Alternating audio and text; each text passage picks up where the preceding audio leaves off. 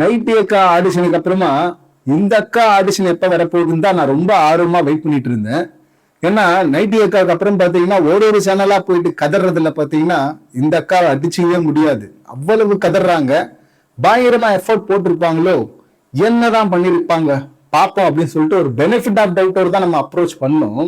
ஆனா பார்த்தா தயவு செய்து என்ன செலக்ட் பண்ணிடாதீங்க அப்படின்னு சொல்லிட்டு எப்படியெல்லாம் பர்ஃபார்ம் பண்ணமோ அப்படியெல்லாம் பர்ஃபார்ம் பண்ணி வச்சிருக்கிறாங்க அக்கா. வெறுப்பேத்தி வச்சிருக்கிறாங்க, கடுப்பேத்தி வச்சிருக்கிறாங்க அப்படின்னு கூட சொல்லலாம்.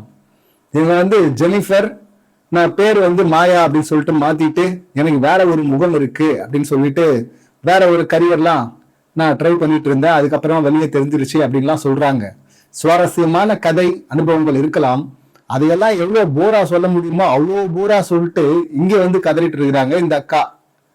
ஃபேஸ்ல அவ்வளவு டயர்டு, பேச்சுல பாத்தீங்கன்னா அவ்வளவு கட்டு, எதுலையுமே பாத்தீங்கன்னா ஒரு ஈஸினஸ் தெரியல. இங்க கேள்வி ஆன்சர் அதெல்லாம் இங்க முக்கியமே கிடையாது.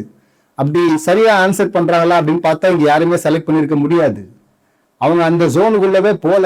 அது ஒரு சும்மா பால் போட்டு டெஸ்ட் பண்றது, அது மடக்கிற மாதிரி பண்றதெல்லாம், ட்ரோல் பண்றதெல்லாம் எல்லாமே பாத்தீங்கன்னா சும்மா எபிலிட்டி எடுத்து பண்ற ஒரு சின்ன வேலை, அது ஒரு ட்ரிக்கு, அது ப்ரொசீஜர். அது அந்த ப்ரொசீஜர் தான் அவங்க ஃபாலோ பண்றாங்க. இவங்க எங்க பர்ஃபார்ம் பண்ணமோ அங்க பர்ஃபார்ம் பண்ணாம இந்த கேள்விகளை புடிச்சுக்கிட்டு அங்க போய் ஆர்கியூ பண்றது, வெளியே பாத்தீங்கன்னா அந்த கேள்வி கரெக்டா அப்படின்னு சொல்லிட்டு இருக்கிறது. நீங்க போனது அவங்க ஆடிஷனுக்கு, அங்க என்ன கேட்கணும்னு சொல்லிட்டு நீங்களா முடிவு பண்ணுவீங்க. கடைசி வரை ஹோல்டுலயாவது வைக்க ஏதாவது வாய்ப்பு இருக்கா அப்படின்னு சொல்லிட்டு ஜட்ஜஸும் அவங்க ட்ரை பண்றாங்க. ஆனா இவங்க நான் அப்படியெல்லாம் விட்டுற மாட்டேன் அப்படின்னு சொல்லிட்டு ரிஜெக்டட் அப்படிங்கிற அந்த காட்டை வச்சுட்டாங்க. அங்க காட்டை வச்சுட்டு தான் இங்க இந்த கதரை கதறிட்டு இருக்கிறாங்க இந்த அக்கா. அடுத்து இந்த கதறாங்கல்ல, இந்த கூட்டத்திலேயே பாத்தீங்கன்னா சுகுமாரன் அப்படின்னு சொல்லிட்டு SS மியூசிக் ஆங்கரு, அவர்லாம் ஆல்ரெடி எஸ்டாப்ளிஷ்டுங்க. அவர் ஆல்ரெடி எல்லாருக்கும் தெரிஞ்சவருங்க, இந்த ஃபேஸ் தெரிஞ்ச ஃபேஸுங்க. அப்படி இருக்கும்போது இவரெல்லாம் காமன் மேனாங்க அப்படின்லாம் கொஸ்டின் பண்ணிட்டு இருந்தாங்க. வரலாம், தப்பில்லை, ஆல்ரெடி நம்ம சொல்லியிருந்தோம். இங்க பெரிய செலிபிரிட்டி சேனலே அப்ரோச் பண்ற அளவுல இல்லாத எல்லாருமே பாத்தீங்கன்னா காமன் மேன் கேட்டகரியில தான் வருவாங்க. ஸோ தம்பி வந்தாரு. ஆனா SS மியூசிக் அப்படின்றது ஒரு சிரிப்பு தான் வரும். முன்னாடி சேனல்ல இருக்கும்போது வேற, இப்ப டிஜிட்டல் பிளாட்ஃபார்ம் வந்ததுக்கு அப்புறமா இவங்க என்ன சொல்றதுன்னே தெரியல. SS மியூசிக் மியூசிக் சேனல் அப்படின்னு சொல்லிட்டு பேரை வச்சுக்கிட்டு இவங்க பண்ண வேலை இருக்குல்ல. யுகபாரதி சார் பாத்தீங்கன்னா ஓப்பனா ஸ்டேஜ்லயே போட்டு உடைச்சிட்டாரு. அங்க அநேகமா இந்த தம்பியா தான் இருக்கும் அப்படின்னு நினைக்கிறேன். ஏன்னா இப்ப அவர் பேசுனதுலயே நமக்கு தெரியுது இன்னும் கத்துக்கவே இல்லை. அதுக்குள்ள பாத்தீங்கன்னா அவரு குறை சொல்ல வந்துட்டாரு. ஒருத்தரை இன்டர்வியூ பண்ணோம்னா அட்லீஸ்ட் பேசிக் ரிசர்ச்சாவது பண்ணணும் அவங்கள பத்தி. அந்த மாதிரி எதுவுமே பண்ணாம யுகபாரதி அப்படின்னு பேரை கேட்டதும் பாத்தீங்கன்னா இவங்களா முடிவு பண்ணிட்டாங்க இது ஃபீமேல் தான் அப்படின்னு சொல்லிட்டு. யுகபாரதி மேம் அப்படின்னு சொல்லிட்டு திரும்ப திரும்ப ஒரு இன்டர்வியூல பேசிட்டு இருந்திருக்கா அப்படி இந்த தம்பி. அநேகமா அந்த தம்பியெல்லாம் இருக்கும்னு நினைக்கிறேன். இல்ல அந்த சேனல் இருக்கிறவங்க, அந்த சேனலுடைய அந்த தரம் இருக்குல்ல, அது எப்படி இருக்கு பாருங்களேன். அதை தான் இவங்க ரொம்ப பெருசா சொல்லிட்டு இருக்கிறாங்க. அதை கழுவி ஊத்திருப்பாரு யுகபாரதி சார். இங்க ஆனந்தன் படத்துல இந்த ஒற்றை நாணயம் சாங்ல இருந்து அதுக்கப்புறம் எத்தனை சாங், மன்னவராசா, அதுக்கப்புறம் கொஞ்ச நேரம், இங்க எள்ளுவய பூக்கள்லயே, இங்க மலையில தான் தீப்பிடிக்குது ராசா, இன்னும் நிறைய இருக்கு. உண்மையில ஒரு கண்ணு, ஊதா கலர் ரிப்பனு, எத்தனை சாங்கு எல்லா ஜோன்லயுமே சொல்லலாம். அவ்வளவு ஒரு வெர்சடைல் ரைட்டர் அவரை போயிட்டு யுகபாரதி மேம் அப்படின்னு சொல்லிட்டு ஒருத்தன் சொல்றான்னா என்ன சொல்றது, அது ஒரு மியூசிக் சேனல்ல எவ்வளவு கடுப்பா இருக்கும். அதுக்கப்புறம் அவரே போய் இன்டர்வியூ வேற கூப்பிட்டு இருக்கிறாங்க. அதுக்கப்புறம் நான் அந்த சேனல் கொடுக்க கூடாதுன்ற முடிவுக்கே வந்துட்டேன் அப்படின்னு சொல்லிட்டு அவர் சொல்லியிருப்பாரு ஒரு புக் ஃபேர்ல. ஏன்னா அந்த அளவுக்கு ஒருத்தான சேனல் இது. அந்த சேனல்ல ஒர்க் பண்ற ஒரு தம்பி, அந்த தம்பி மேல மத்தவெல்லாம் காண்டாயிட்டு இருக்கிறாங்க. அதெல்லாம் வரலாம். இப்ப அவரை ஹோல்ல போட்டுருக்கிறாங்க, கரெக்டு தான். செலக்ட் பண்றதுக்கு ஏதாவது ஒரு வாய்ப்பு தம்பி கொடுத்துருவாரா அப்படின்னு சொல்லிட்டு நானும் ஆர்வமா தான் இருந்தேன். ஜட்ஜஸும் ஆர்வமா தான் இருந்தாங்க. ஆனா தம்பி கொஞ்சம் பிடிவாதமா, அதுவும் கொஞ்சம் ரெஸ்ட்ரிக்ஷன் பிளாக்ன்னு சொல்றதா என்ன சொல்றதுன்னு தெரியல. ஸ்டார்ட் எல்லாம் பாத்தீங்கன்னா ரொம்ப நல்லா இருந்தது. தேவையில்லாம இந்த வார்த்தையை விட்டு அந்த ஜோன் பொலிட்டிக்கலி இன்கரெக்ட் ஸ்டேட்மெண்ட் ஆகுது.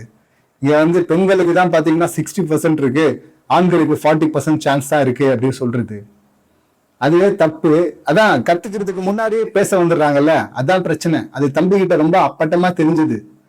பேச வர்றது இல்லாம அதை வேற ஆக்ரோஷமா பெருசா கண்டுபிடிச்ச மாதிரி பேசுறதெல்லாம் இருக்குல்ல, அது தேவையில்லாது. நல்லா ஆரம்பிச்சா அப்படி செலக்ட் ஆகுறதுக்கான வாய்ப்பு இருந்தது. அப்படியே கண்டினியூ பண்ணிருந்தா, சீரியஸா கேள்விக்கு ஆன்சர் பண்றேன்னு இல்ல தேவையில்லாத ஊற்றுன்னு சொல்லிட்டு பண்ண அந்த விஷயங்களை பண்ணாம இருந்தா தம்பி நிச்சயமா செலக்ட் ஆயிருப்பா. அப்படி இப்ப ஹோல்ல வச்சிருக்கிறாங்க. இப்ப செலக்ஷன் கேட்டகரி அப்படின்னு பாத்தீங்கன்னா கலீல் பாஷா, ரியானா ராஜு அப்படின்னு சொல்லிட்டு 2 பேரா வர்றாங்க. கலீல் பாஷா வந்து ஆட்டோ டிரைவர், ரியானா ராஜு திருநங்கை ஆக்டிவிஸ்ட் அப்படின்னு சொல்றாங்க. ஆல்ரெடி அந்த ரூம்குள்ள ஒரு சாட் டாஸ்க் வச்சாங்கல்ல, அப்பவே பாத்தீங்கன்னா 2 பேருக்கும் முட்டிக்கிச்சு. அண்ணன் வந்து அந்த பொலிட்டிக்கல் கரெக்ட் ஸ்டேட்மெண்ட் இல்ல மாத்தி இதை இப்படி அப்ரோச் பண்ணணும் அப்படின்லாம் இல்லாம கொஞ்சம் ஒரு பாமரத்தன்மை இருக்குல்ல, அதனால மாட்டிக்கிட்டாருங்க. அது கொஞ்சம் மாத்திக்கிட்டு இருப்பாரு, ஆனா மாத்திக்க ட்ரை பண்றாரு தப்புன்னு சொன்னா. அந்த பிரச்சனை பாத்தீங்கன்னா அங்கேயே முடியாம அது இன்னும் கண்டினியூ ஆயிட்டு இருக்கு. இங்க வந்து ஆடிஷன்லையும் 2 பேருமே பாத்தீங்கன்னா நல்லா ஸ்டார்ட் பண்ணாங்க. இந்த 2 பேருமே ஸ்டார்டிங்க பார்க்கும்போதே இவங்க வந்து நிச்சயமா ரிஜெக்டட் லிஸ்ட்ல வரமாட்டாங்க, ஹோல்டு போறதுக்கு வாய்ப்பு இருக்கு, ஹோல்டா செலக்டா அப்படின்னு சொல்லிட்டு தான் பார்த்தோம். அதுவும் அண்ணன் எல்லாம் பாத்தீங்கன்னா இந்த கானா சாங் பாடி ஆரம்பிச்சார்ல, அவ்வளவு சூப்பரா இருந்தது, இன்ட்ரெஸ்டிங்கா இருந்தது. வா இது அப்படியே கண்டினியூ பண்ணா கண்டிப்பா செலக்ட் ஆயிடாரு அப்படின்னு தான் பார்த்துட்டு இருந்தோம். அதுக்கப்புறம் டிபேட்னு ஒண்ணு வச்சாங்கல்ல, அங்கதான் பாத்தீங்கன்னா 2 பேருமே கடுப்பேத்திட்டாங்க. அது இன்ட்ரெஸ்டிங். அதுக்கு முன்னாடி ஒரு இன்ட்ரெஸ்டா ஆரம்பிச்சார்ல, அந்த இன்ட்ரெஸ்ட் வந்து அங்க சீரியஸா மாறி இவங்க பழைய சண்டைக்கு இல்ல அந்த சண்டைக்கே போயிட்டாங்க. அங்கெல்லாம் போயிருக்க வேணாம். அவங்க வந்து ரியானா ராஜு பார்த்தீங்கன்னா அதேதான், இந்த செலக்ட் பண்ணலாம் அப்படின்னா அந்த பிளெக்சிபிள் லைட்டா தெரியுது. ஓகே வருவாங்களா, அடுத்து அதை தாண்டி இன்னும் கொஞ்சம் பிளெக்சிபிளா வருவாங்களான்னு சொல்லிட்டு பார்த்தா அவங்க அங்கேயே நிக்கிறாங்க. ஸோ அதனால அவங்கள ஹோல்ல போட்டிருக்கிறாங்க. அண்ணனுக்கு வந்து செலெக்ஷன் கார்டை காட்டிட்டாங்க. வெளியே வந்து மறுபடியும் அடிச்சுப்பாங்க அப்படின்னு பார்த்தா நல்ல வேலை அவங்க பெருசா அடிச்சுக்கல, அது வரையும் சந்தோஷம் அப்படின்னு தான் சொல்லணும். இப்ப அடுத்து பாத்தீங்கன்னா செலெக்ஷன் லிஸ்ட்ல அந்த டேட்டா சயின்டிஸ்ட், அப்புறம் அந்த பக்கம் பாத்தீங்கன்னா ஷாமான்னு சொல்லுவீங்க, நான் ஷமா அப்படின்னு ஏதோ சொல்லிட்டு இருந்தாங்க ஒருத்தங்க. இவங்க ஒரு பக்கம் அவரு ஒரு பக்கம். டேட்டா சயின்டிஸ்ட் பாத்தீங்கன்னா அவ்வளவு இருக்கும், நம்ம எப்பவுமே சொல்லுவோம்ல இந்த பிளெக்சிபிளா கொஞ்சம் காட்டுங்கப்பான்னு சொல்லிட்டு, அது இல்லவே இல்லை. இதுல வேற என்டர்டெயின் பண்றேன் அப்படின்னு சொல்லிட்டு வந்து அவரா வாண்டடா வந்து சொல்லி இப்ப பண்றோம் பாருங்க அப்படின்னு வர்றாரு. அதுல சிரிக்கிறதுக்கான ஒரு மொமெண்டாவது இருக்கணும்ல. அதுல வந்து மஞ்சுளா அப்படின்னு சொல்லிட்டு ஒரு கேரக்டர், அதாவது மாயா வந்து மஞ்சுளா டீச்சர் அப்படின்னு சொல்லிட்டு ஒண்ணு பண்றாங்கல்ல, இப்ப அதை மீன் பண்ணி தான் பாத்தீங்கன்னா இப்ப அதை தவிர ஒண்ணுமே கிடையாது. அந்த டேட்டாவை நம்ம எவ்வளவு பிச்சு ஆரம்பிச்சாலும் அதுல என்டர்டைன்மெண்ட் ஒன்றும் கிடையாது, ஒரு சிறிய மொமெண்ட்டும் கிடையாது. என்ன ஸ்கிரிப்ட் அப்படின்னு சொல்லிட்டு தெரியல, அவ்வளவு கடுப்பா யாரும் பண்ண முடியாது அப்படி ஒண்ணு பண்ணிட்டு இருந்தாரு. அவ்வளவு போரா இருந்தது. இவரும் பாத்தீங்கன்னா வெளியே வந்து கதறிட்டு இருக்காங்கல்ல, அந்த கூட்டத்துல ஒருத்தர் ஜட்ஜஸ் கேட்டாங்கல்ல கேள்விகள், அந்த கேள்வி கரெக்டா தப்பா அப்படின்னு சொல்லிட்டு அந்த ஜோனுக்குள்ள போறது. அவங்க கேக்குற கேள்வியும் பிரச்சனை இல்ல, நீ சொல்ற பதிலும் பிரச்சனை இல்ல, அதை எப்படி சொல்ற அப்படிங்கிறது தான் பிரச்சனை. இதுல இந்த பக்கம் இருக்காங்கல்ல ஷாமா, இவங்க பேச்சுலயும் பாத்தீங்கன்னா மறுபடியும் சிம்பத்தி கேமா அப்படின்ற மாதிரி ஒரு ஜோன் வந்துச்சு. ஆனா ரொம்ப ஷார்ட்டா முடிச்சுட்டு போயிட்டாங்க. எங்க வந்து நான் வந்து மைனாரிட்டி கம்யூனிட்டி, அதனால மேரேஜ் அப்படிங்கிறது அப்படி எடுத்துட்டு போயிட்டு இருந்தாங்க. மேரேஜ் அப்படிங்கிறது எல்லா கம்யூனிட்டில தான் பிரச்சனை, அது என்ன மைனாரிட்டி கம்யூனிட்டி மறுபடியும் நீயும் மாமா நைட்டி அக்காவா அப்படின்னு தான் பார்த்தோம். ஆனா அப்படிலாம் அந்த ஜோனுக்குள்ள போகாம திடீர்னு குட்டிக்காரன் அடிக்க ஆரம்பிச்சிட்டாங்க. அது வந்து எல்லாரையும் சிரிக்க வச்சிருச்சு அந்த மொமெண்ட்ல. அதுக்கப்புறம் பாத்தீங்கன்னா அவர் வந்து ரொம்ப மொக்கையா ஒண்ணு பண்ணிட்டு இருக்கும்போது குழுத முருக அந்த பக்கம் டான்ஸ் ஆடிட்டு போனதெல்லாம் பாத்தீங்கன்னா சிரிப்பா தான் இருந்தது. ஸோ அந்த வகையில பாத்தீங்கன்னா என்டர்டைன் பண்ணிட்டாங்க. கொஞ்சம் வேறமா வந்ததுனால அந்த ஃபேஸ்லயே ஒரு பல்ப் எரிஞ்சுட்டே இருக்கிறது இருக்குல்ல, அது செலக்ட் ஆன எல்லார்கிட்டயுமே இருக்கும் பாருங்களேன். ஸோ அது ஒண்ணு இருந்தது, அந்த ஆர்வம் இருந்தது, ஒரு ஃபிளெக்சிபிளா ஃபீல் பண்ண முடிஞ்சது. ஸோ அதனால இவங்களை செலக்ட் பண்ணிட்டாங்க. ஸோ அது கரெக்ட். அவங்க குட்டிக்காரன் அடிச்சாங்க, நான் ஒரு டேட்டா சயின்டிஸ்ட், நான் குட்டிக்காரன் அடிக்க முடியுமா அப்படின்லாம் பேசிட்டு இருக்கேன். அப்படி வெளியே வந்து குட்டிக்காரன் எல்லாம் அடிக்க சொல்ல, நீங்க பண்ணீங்களே ஒரு பர்ஃபார்மன்ஸ்ன்னு, அந்த பர்ஃபார்மன்ஸை போட்டு பாருங்க, நீங்களே பாருங்க. முதல் ஒரு ஆர்டிஸ்ட் பர்ஃபார்ம் பண்றாங்கன்னா என்ன வேணும்னா முதல்ல நம்மளே நாம தள்ளி இருந்து பார்க்கணும். இவரு ராஜகுரு ஒருத்தர் சொல்லியிருப்பார்ல, லிசன் பண்ணணும் முதல்ல. அது ரெண்டுமே கிடையாது இங்க, அது ரெண்டு இருக்கிற மாதிரியே தெரியல. ஆனா டேட்டா சயின்டிஸ்ட் டேட்டாவை தப்பா எடுத்துக்கிட்டாரு, தப்பா அனலைஸ் பண்ணிட்டு இருக்காரு. தப்பான டேட்டாவை எடுத்து அனலைஸ் பண்ணா தப்பா தானே வரும் ரிசல்ட். ஆரம்பத்திலே ஒரு 2 பேர் வந்தாங்க, ஒரு பக்கம் ஜோஷியர், இன்னொரு பக்கம் பாத்தீங்கன்னா குங்ஃபு மாஸ்டர். காமெடி எல்லாம் பயங்கரமா இருந்தது. என்ன பண்ண போறாங்கன்னு தான் பார்த்தோம். அதே போலதான் இந்த ஜோஷியர், அவரை வந்து செலக்ட் பண்ண எந்த வாய்ப்புமே கொடுக்கல, 1% வாய்ப்பு கூட கொடுக்கல. பேச ஆரம்பிச்சதுல இருந்து பாத்தீங்கன்னா அவ்வளவு போரு, செலக்ட் பண்ண மாட்டாங்கன்னு சொல்லிட்டு தெரிஞ்சு போச்சு. பட் அக்கா ஹோல்டுல போடுறதுக்கு வாய்ப்பு இருக்கா அப்படின்னு சொல்லிட்டு பார்த்தேன். ஏன்னா கும்ஃபு ஸ்டெப் பண்ணி காட்டுறீங்களா அப்படின்னும் போது அவங்க சாரி காஸ்டியூம்ல இருந்தாலும் அவங்க அதை ட்ரை பண்ணாங்க. அடுத்து பேசும்போது திரும்பவும் பாத்தீங்கன்னா ரொம்ப போரா இவங்கள ஒரு பாயிண்ட் எடுத்து கொடுக்குறாங்க. அவங்க வந்து அது வந்து காம்படிஷன் நிறைய இருக்கு, எனக்கு அங்க வேலை வாய்ப்பு வந்து கிடைக்கிறது கஷ்டம்னு சொல்லும்போது இங்கே கூட தான் காம்படிஷன் இருக்கும்போது பாத்தீங்கன்னா அவங்க ஃபேஸ் அப்படியே சுருங்க ஆரம்பிச்சிருச்சு. அங்கேயே அதை இன்னும் கொஞ்சம் ஃபிளெக்சிபிளா ஹேண்டில் பண்ணிருக்கலாம். அதை சிரிச்சுட்டு ரொம்ப ஜாலியா ஃபிளெக்சிபிளா ரொம்ப ஸ்டிஃபா அப்படி இல்லாம ஃபிளெக்சிபிளா ஹேண்டில் பண்ணிருந்தாங்கன்னா முனியம் அக்கா மாதிரி, அதுக்கப்புறம் அந்த பேபி அக்கா மாதிரி இந்த மாதிரி ஹேண்டில் பண்ணிருந்தா, இல்ல குட்டிகளெல்லாம் அடிச்சு பேசிட்டு இருந்தாங்கல்ல அவள மாதிரி ஹேண்டில் பண்ணிருந்தா செலக்ட் பண்ணிருப்பாங்க. இதுல வந்து அது பைத்தியகாரத்தனம் அப்படின்னு அந்த பைத்தியகாரத்தனத்தை சொல்ல, ஒரு ஃபிளெக்சிபிள் அதான் தேவை, அதான் எதிர்பார்க்கறாங்க, அதான் டேட்டா. இந்த லிஸ்ட்ல கடைசியா பாத்தீங்கன்னா பிரியங்கா அண்ட் நர்மதா அப்படின்னு சொல்லிட்டு வராங்க. இந்த பிரியங்கா இவங்க வந்து ஆங்கர் ஆகணும் அப்படின்னு சொல்றாங்க. ஆங்கரா பர்ஃபார்ம் பண்ண சான்ஸ் கிடைச்சது, பண்ணாங்க. ஆனா இன்ட்ரெஸ்டிங்கா இல்லை, கிடைக்கிறது கொஞ்சம் டைம். அந்த டைம்ல எதெல்லாம் பெஸ்டா நீங்க பார்த்துருப்பீங்களோ அதை தானே நீங்க ரெப்ளிகேட் பண்ண ட்ரை பண்ணிருக்கணும். அந்த பெஸ்ட்ங்கிற ஜோனுக்குள்ளே போக மாட்டாங்க. ஆங்கரை பண்ணமா, ஆங்கரா நான் ஒண்ணு பண்றேன் அப்படின்னு சொல்லிட்டு அப்படி பண்ணிட்டா எப்படி?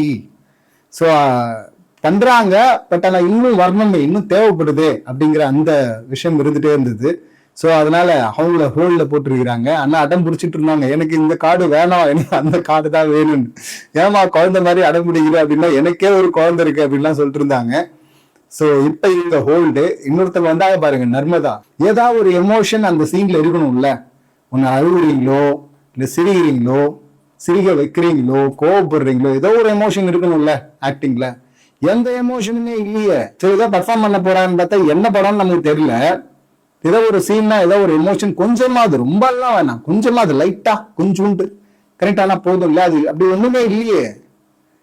ஜஸ்ட் லைக் தட் வந்து மால்ல பாப்பாங்கல்ல அப்படின்னு சொல்லிட்டு ஏதோ ஒரு சீன் ஒன்று பண்றேன்னு சொல்லிட்டு just like that hi hello எப்படி இருக்கீங்க அப்படின்லாம் சொல்லிட்டு போறது என்ன? எதுக்கு இது பர்ஃபார்மன்ஸா முதல்ல அப்படின்னு கேட்டா, இது நடிப்பாமா இது அப்படின்னு கேட்டா, ஓ நீங்க நடிச்சது நடிப்பா, நீங்க நடிக்கிறது அப்படின்னு சொல்லிட்டு சண்டைக்கு போறாங்க அங்க ராஜு கிட்ட. அப்புறம் ரெட் கார்டு எடுத்து காட்டாம என்ன பண்ணுவாங்க?